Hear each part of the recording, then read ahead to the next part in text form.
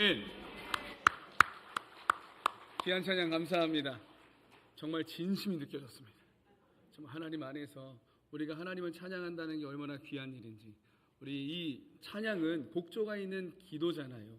우리도 같은 고백인 줄 믿습니다. 정말 예수님 닮는 우리 모든 성도님 되시기를 마음 다해 축복합니다. 자, 오늘도 추위를 뚫고 오신 여러분들을 환영합니다. 여름에는 예배 때마다 비가 오더니 겨울이 되니까 예배 때마다 추워지는군요. 그래도 이 자리를 사모해서 나오신 모든 분들을 정말 진심으로 환영하고 축복합니다. 하트를 꺼내 주실까요? 자, 사랑하고 축복합니다. 사랑합니다. 축복합니다. 저와 인사하시고 같이 인사합니다. 우리 함께 인사할까요? 시작! 사랑합니다. 축복합니다. 함께 인사하죠. 사랑합니다. 축복합니다. 사무실도 사랑합니다. 축복합니다. 방송실도요. 예, 감사합니다.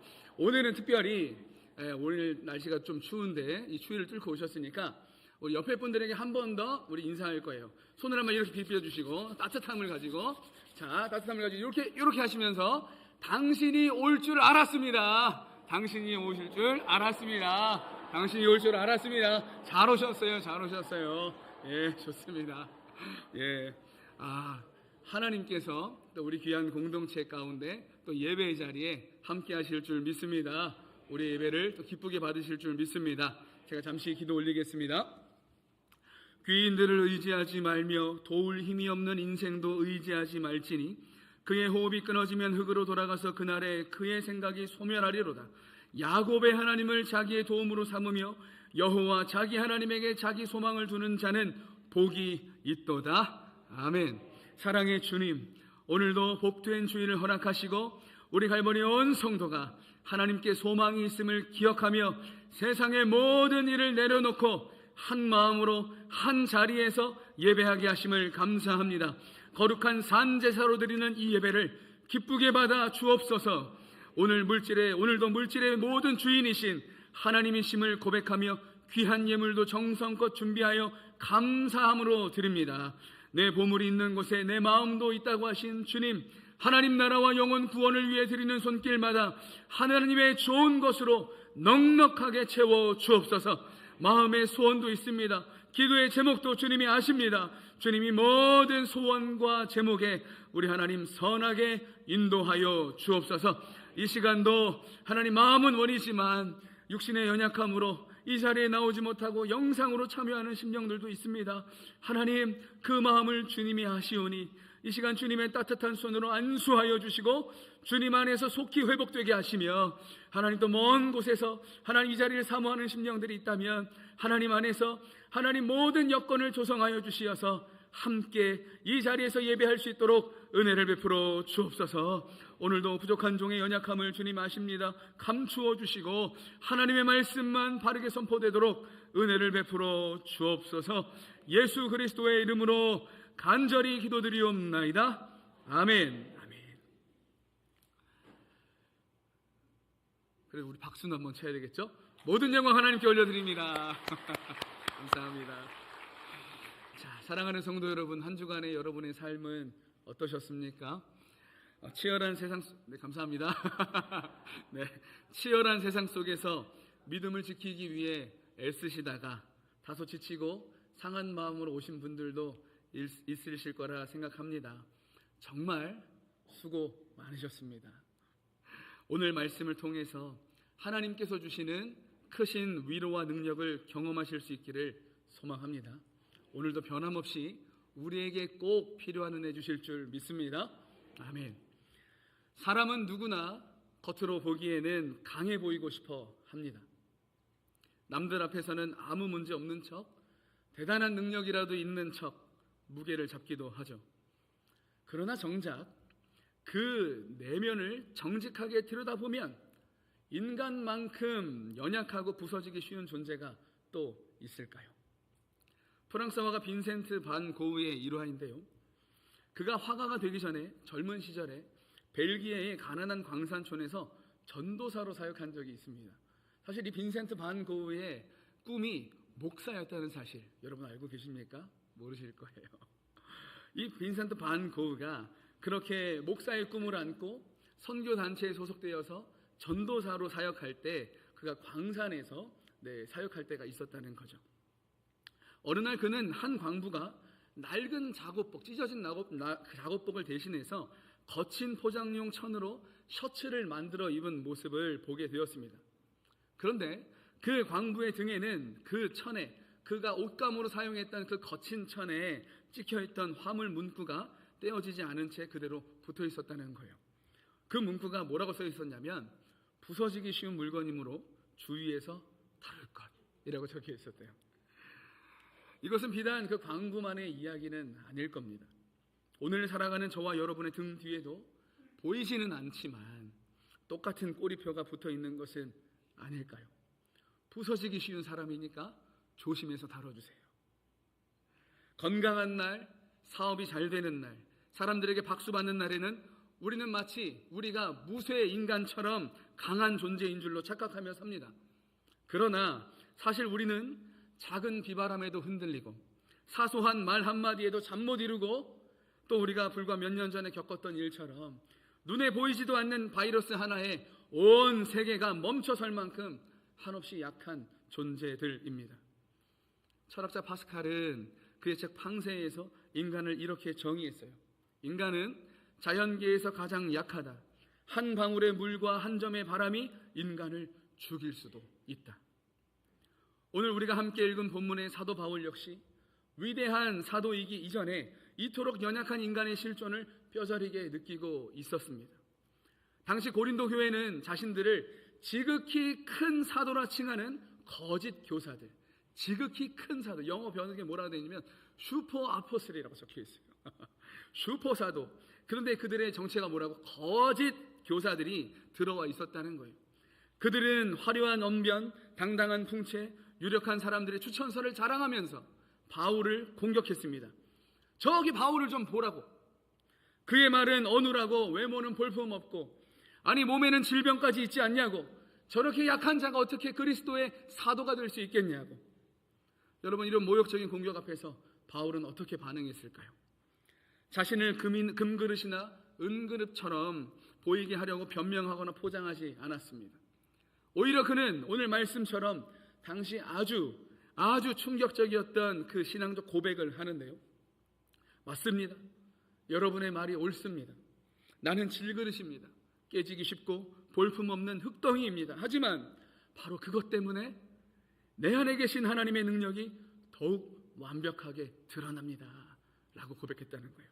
사랑하는 성도 여러분, 오늘 이 시간 스스로 강해져야만 살아남을 수 있다고 외치는 세상의 소리 앞에서 우리의 약함을 통해 일하시는 하나님의 신비로운 비밀을 깊이 발견하는 은혜가 있기를 축복합니다.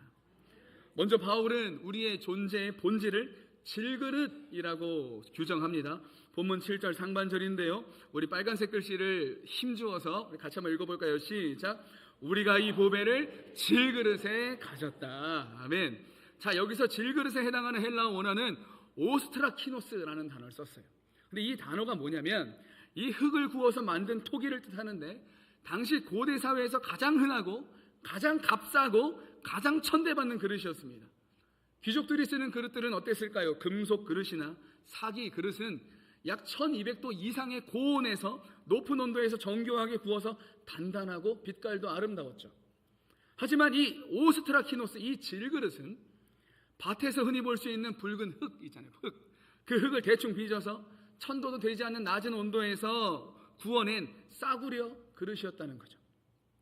그래서 모양도 투박하고 무엇보다 아주 약했어요. 그냥 작은 충격에도 와장창 깨지고 마는 것이 바로 이 질그릇이었다는 거예요. 당시 사람들은 이 토기 조각을 메모장이나 투표의 용지로 쓰고 미련 없이 그냥 버려버렸단 말이죠. 소중하지 않으니까. 말 그대로 일회용품과도 같은 존재가 바로 질그릇이었다는 말이에요. 그래서 바울이 우리를 질그릇에 비유한 것에는 두 가지 분명한 메시지가 여기 숨어 있어요. 첫째, 우리는 스스로 가치를 만들어낼 수 없는 흙에 불과한 존재들이다. 창세기에 보면 하나님은 흙으로 사람을 지으셨다고 기록됩니다. 그런데 흥미로운 것은 과학자들의 연구에도 보면 실제로 흙의 성분과 사람의 인체를 구성하는 성분 중 무려 17가지가 동일했다고 해요. 우리가 아무리 비싼 옷을 입고 좋은 차를 타고 대단한 명함을 가지고 다녀도 우리의 본질은 흙에서 와서 흙으로 돌아가는 존재라는 말이에요. 두 번째, 우리는 너무나 연약해서 쉽게 깨지는 존재라는 거예요. 육체만 약한 것이 아닙니다. 우리의 마음과 의지는 어떻습니까? 여러분 중에 혹시 송구영신 예배 때 결심했는데 벌써 무너진 분 계십니까? 표시는 안 하셔도 돼요. 손이 여기까지 올라오신 분이 계신데 안 하셔도 괜찮아요. 우리는 굳게 결심했다가도 작심삼일이 되고, 또 믿음으로 살겠다고 다짐하고서도 현실의 작은 파도 앞에서 무너지는 것이 바로 우리라는 존재라는 거예요. 그런데 성도 여러분, 우리가 신앙생활을 하면서 겪는 많은 그 갈등과 고통은 어디에서 올까? 한번 곰곰이 생각해 볼 필요가 있습니다. 알고 보니까 그것은 다른 데 있는 것이 아니라 바로 내가 질그릇이라는 사실을 인정하지 않으려 할 때 찾아온다는 말이에요. 우리는 본능적으로 질그릇인 것을 감추고 싶어 합니다. 그래서 질그릇 위에 금색 페인트를 막 칠하기도 하고, 화려한 포장지로 감싸서 마치 금그릇인 척 연기하며 살아갑니다. 그렇다면 여러분, 지금 사도 바울이 우리에게 무슨 말을 하고 싶은 걸까요? 우리 인생이 진짜 질그릇인 거 신세 한탄하고 있는 걸까요? 아니, 그런 건 아닌 것 같은데, 그렇다면 진짜 하고 싶은 말이 무엇일까요? 오늘 사도 바울은 그러니까 이 연약한 인생 혼자서 아등바등 그만하고, 혼자서 전전긍긍 그만하고 하나님을 바라보라는 말인 줄 믿습니다. 하나님 앞에서는 연기할 필요가 없다는 말이에요. 하나님은 우리가 흙이라는 것을 너무도 잘 알고 계시는 분이니까요. 나는 깨지기 쉬운 질그릇입니다.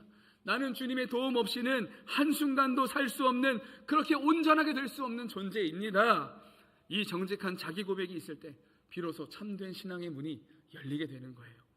나의 무능함을 인정하는 그 자리에서 하나님의 전능하심이 일하기 시작하는 줄 믿습니다. 그 바로 절망의 그 끝자락에서 드디어 반전이 시작되는 거예요. 제가 요즘 반전이라는 단어를 너무 좋아해요.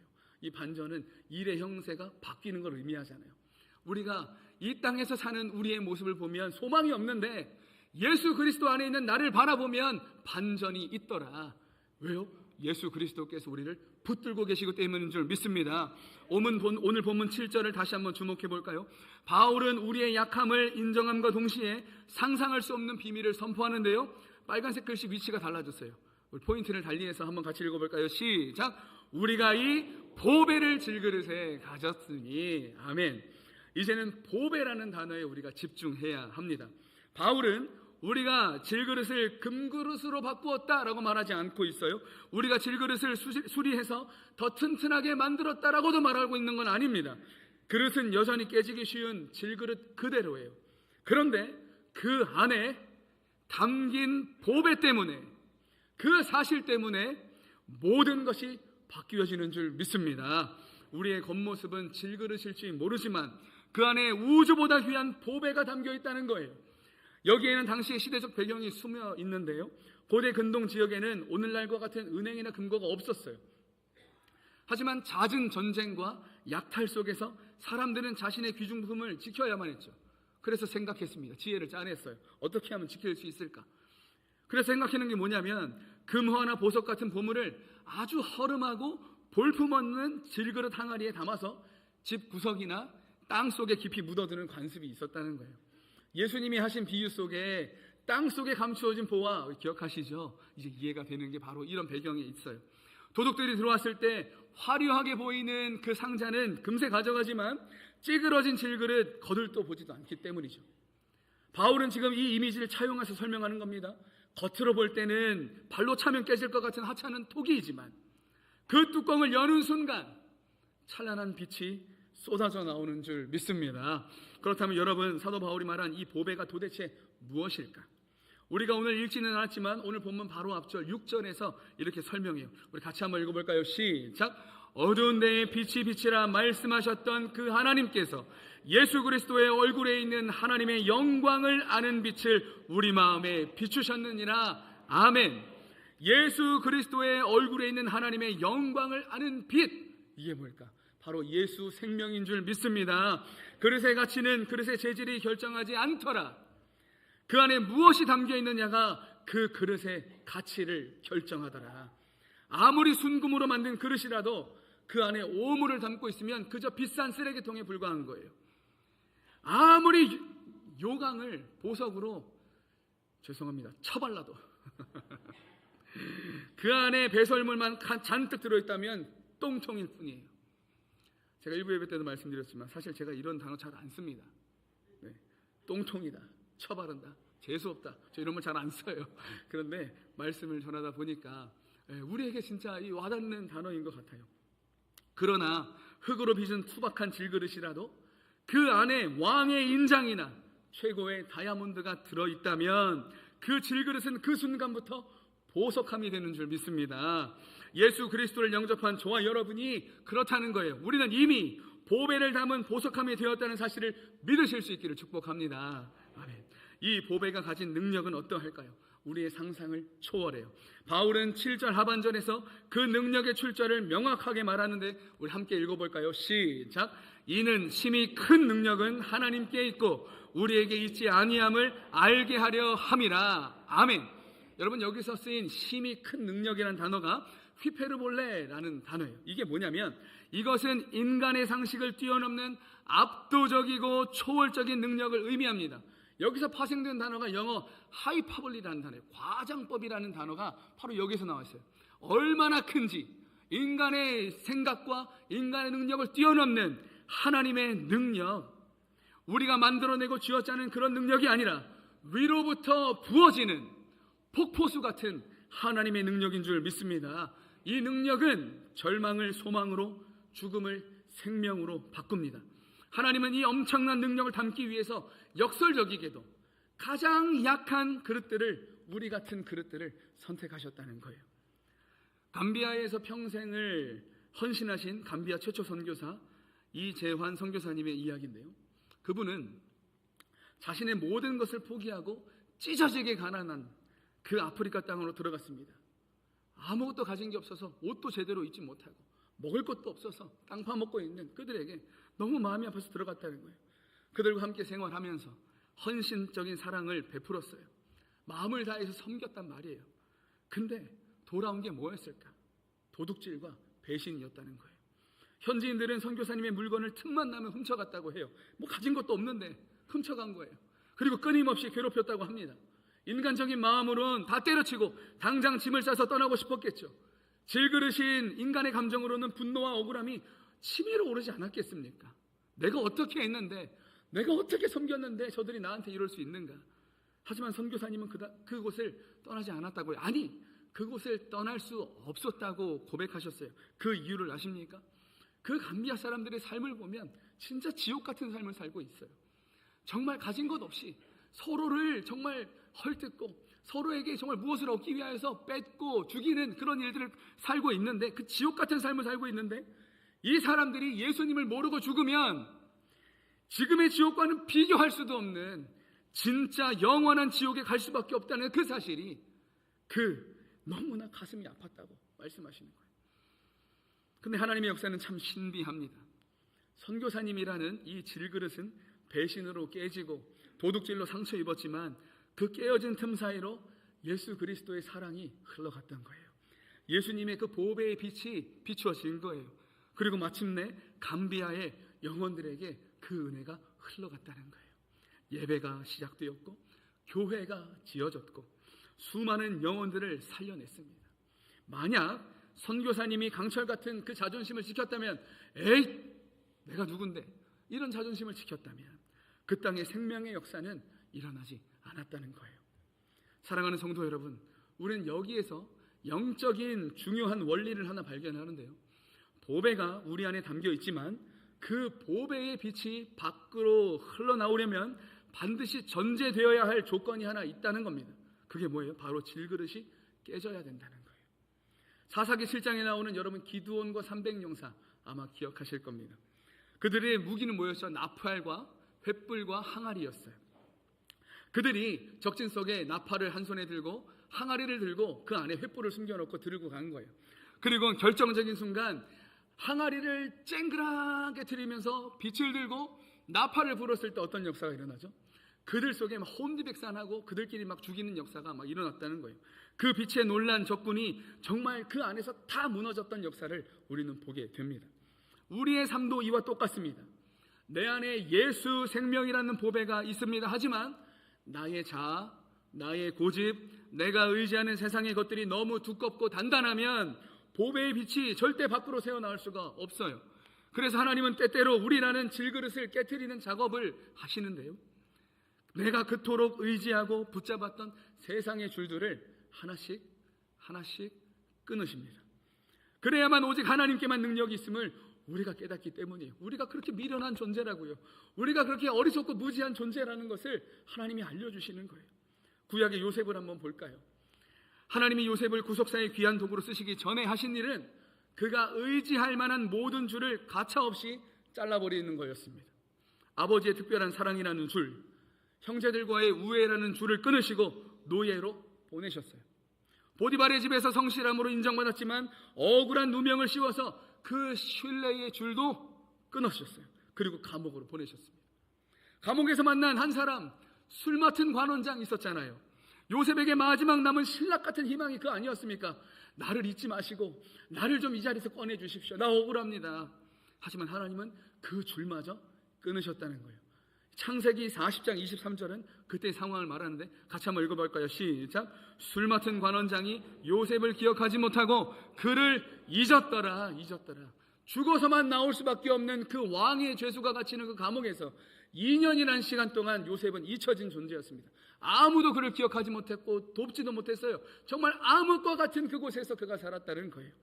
인간적으로 보면 너무나 잔인해 보였습니다. 하나님은 왜 이렇게까지 하십니까? 근데 여러분 여기 생각해 볼 게 뭐예요? 만약 보디발이 요셉을 계속 총애했다면, 그런 일이 있었지만 보디발이 요셉을 감싸줬다면, 술 맡은 관원장이 요셉을 바로 기억하고 꺼내줬다면 어떻게 되었을까? 요셉은 그저 인맥 좋은 성공한 노예나 그냥 운 좋은 청년으로 끝났을 거예요. 그의 인생은 그렇게 끝났을지도 모릅니다. 애굽의 총리? 아니요. 민족을 구하는 하나님의 도구? 아니요. 그 하나님의 섭리는 절대 이루어질 수 없었다는 거죠. 하나님은 요셉의 인생에서 사람을 의지하는 마음, 세상 줄을 붙잡는 마음 완전히 비워내게 하신 거예요. 오직 하나님만이 나의 유일한 피난처임을 깨닫게 하시기 위해 하나님은 그 요셉을 그 철저한 고독과 깨어짐의 자리로 몰아넣으신 거예요. 이것이 바로 절대신앙이에요. 제가 예전에 봤던 책 중에 이 절대신앙이라는 이 표현이 너무 멋있어서 제가 제 책상 앞에다가 포스트잇에 적어놓고 붙여놨었는데 드디어 오늘 쓰게 됩니다. 절대신앙. 어떠한 상황에서도 하나님을 바라보고 하나님을 의지하고 세상 그 무엇보다 높으신 하나님을 고백하는 신앙인 줄 믿습니다. 오늘 이 자리에 계신 여러분 중에도 혹시 믿었던 줄이 끊어지는 아픔을 겪고 계신 분이 계십니까? 건강의 줄이 끊어져서 질병으로 고통받는 분, 믿었던 사람, 사랑했던 사람과 관계의 줄이 끊어진 분, 사업의 자금줄이 끊어져서 힘겨운 분도 계실 수 있어요. 그때 우리는 절망하기 쉽습니다. 그러나 부탁드리는 것은 낙심하지는 마십시오. 세상의 줄이 끊어진 그 자리가 바로 우리 하나님께서 던져주신 절대 끊어지지 않는 동아줄을 잡을 수 있는 최고의 기회인 줄 믿습니다. 그래서 시편 기자는 우리에게 이렇게 권면하는 거예요. 제가 설교를 시작할 때 읽었던 말씀이 같은데요. 시편 146편 3절 4절 5절인데 3절 4절은 제가 읽고 5절은 같이 읽겠습니다. 귀인들을 의지하지 말며 도울 힘이 없는 인생도 의지하지 말지니 그의 호흡이 끊어지면 흙으로 돌아가서 그 날에 그의 생각이 소멸하리로다. 같지요?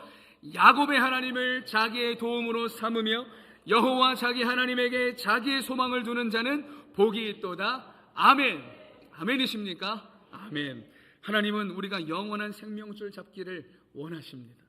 우리가 세상에 대해 절망할수록 하나님에 대한 소망은 더욱 선명해지는 줄 믿습니다. 이 절대 신앙으로 무장할 때 우리는 비로소 오늘 말씀의 바울처럼 이렇게 고백할 수 있는 거예요. 본문 8절, 9절, 10절인데 이건 다 같이 읽어야 돼요.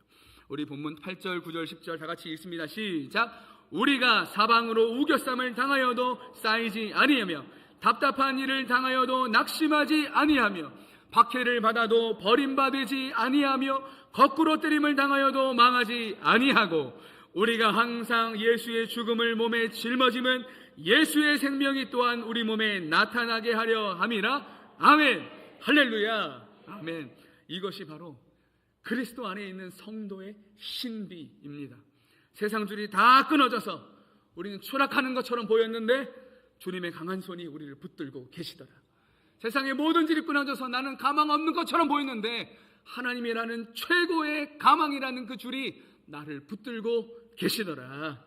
사랑하는 성도 여러분, 이 신앙 안에 거할 수 있기를 축복합니다. 이제 말씀을 정리해 볼까요? 사랑하는 성도 여러분, 우리는 모두 질그릇입니다. 앞으로도 이 사실은 변하지 않아요. 우리는 앞으로도 금그릇, 은그릇, 죄송해요, 글렀어요, 안 돼요. 그러나 우리의 진정한 가치는 나의 겉모습으로 결정되지 않습니다. 내 안에 누가 계시는가, 내가 누구를 담고 있는가가 우리의 진짜 가치를 결정하는 줄 믿습니다. 오늘 말씀을 통해 두 가지를 마음 깊이 새겨야 해요. 첫째, 여러분의 연약함을 부끄러워하거나 미워하거나 그러지 마시고 이제는 사랑해야 합니다. 자신의 부족함을 감추려 하지 마십시오. 적어도 하나님 앞에서만큼은. 나는 약합니다. 주님, 나는 질그릇입니다. 그래서 나는 주님이 필요합니다. 주님이 아니면 난 단 한순간도 살 수 없습니다. 하나님 아니면 없습니다. 이 정직한 고백이 저와 여러분을 가장 안전하게 지켜줄 줄 믿습니다. 사도 바울은 고린도후서 12장 10절에서 이렇게 고백했어요. 우리 마지막에 같이 한번 읽어볼까요? 시작. 그러므로 내가 그리스도를 위하여 약한 것들과 능욕과 궁핍과 박해와 곤고를 기뻐하노니 이는 내가 약한 그때의 강함이라. 아멘, 아멘. 약함이 곧 강함 되시는 이 신비를 누리실 수 있기를 축복합니다. 두 번째, 오직 하나님만 의지하는 절대 신앙으로 나아가야 해요. 사랑하는 여러분, 하나님은 우리에게 어설픈 도움 한번 주고 가시는 분이 아닙니다. 하나님은 오히려 우리의 전부가 되기를 원하시는 줄 믿습니다. 하나님은 여러분을 망하게 하려고 줄을 끊으신 게 아니었다는 거예요. 저와 여러분이 땅의 것에 매여 살다가 진짜 하늘의 것, 영원한 것을 놓치지 않도록 하나님을 바라보게 하셨던 우리 아버지의 완전하신 섭리요 사랑이었는 줄 믿습니다. 여전히 나를 붙들고 계신 주님의 손을 발견할 수 있기를 축복합니다. 사랑하는 성도 여러분, 우리는 질그릇입니다. 그러나 우리는 보통 질그릇이 이제 아니에요. 천지를 지으신 하나님의 능력을 담은, 세상에서 가장 존귀한 예수 그리스도라는 보배를 담은 질그릇인 줄 믿습니다. 이 자부심을 가지셔야 돼요. 여러분의 삶 속에서 어려움이 찾아오고 넘어지고 무너지고 내 삶에 어려움이 찾아왔을 그때에 우리는 이걸 기억해야 돼요. 하나님이 내 안에 계시기 때문에 나는 세상에서 무너지는 것 같지만 하나님이 내 안에 여전히 살아계시는구나. 하나님이 내 삶을 붙드시고 하나님이 선하게 인도하시고 하나님이 우리의 삶을 하나님의 강한 손으로 붙드심을 믿으실 수 있기를 축복합니다. 세상이 여러분을 우겨싸도 여러분 안에 있는 그 보배는 결코 빛을 잃지 않는 줄 믿습니다.